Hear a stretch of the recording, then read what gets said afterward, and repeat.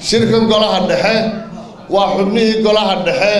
ee shirweynaha iyagii sanadkii hore 2014 uu igmaday uu tiradooda gooyay ayaa imika maanta shiraya waa hay'adda la yiraahdo hay'adda golaha dhexe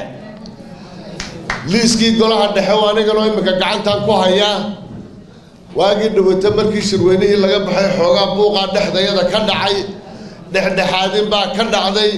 go'aan baa laga gaadhay waxa imika dhinacyo xisbiga ka mid yahay hadda imika ay suuqa marinayaan liis cusub dad la keenay waxaasaa liiskoodii meesha ku jira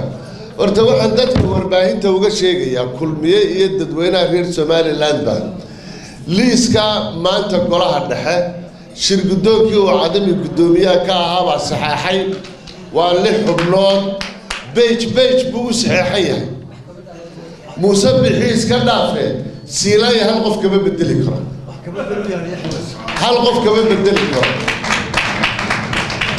liiskaasi wuxuu yaalaa maxkamadda sare liiskaasi wuxuu kaloo yaalaa xeer ilaalinta liiskaasi wuxuu kaloo yaalaa guddiga xusbiyada iyo ururada xogaa kalsooni darada waxa ka yara muuqata mala saaxiibadayo inay xogaa kalsoonidoodii soo ururtayo meel muran laga bilaabo la doonayo in la sameeyo oo waliba qoladayada saaxiibada ah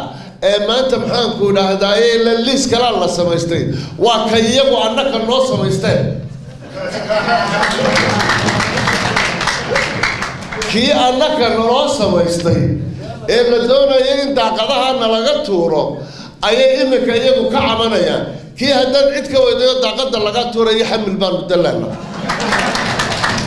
qoliyaha imika annaka naga soo horjeeda askarta generaalada badda anaga kulli marka la ka jawaabayna berita hadii laga helo iyo dawladda hadii maanta wasiiradii kulmiye ka inteen xilka laga bedelay gidigood way ka baxeen kuwa berita laga bedelaano way ka baxayaan kuwa doorashada maanta laga helaano way ka baxayaan laakiin anigu waxaan ku kalsoonahay in bixi hadii laga helay inaan berita ka soo baxayn marka waxaynu leenahay xisbigeenu ku mintidayna nidaamkiisaynu ilaalinayna shir golo dhaxaynu sameeynayna hadda wararka imika la sheegayo ee magaalada ku jira ee oranaya shirkan khalkhalinayna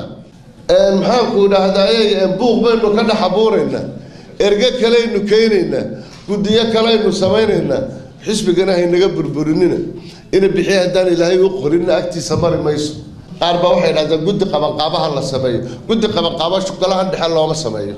gudi qabanqaaba shirweynaha loo sameeyaa qodob dastuurka ah wuxuu odhanayaa shirka golaha dhexe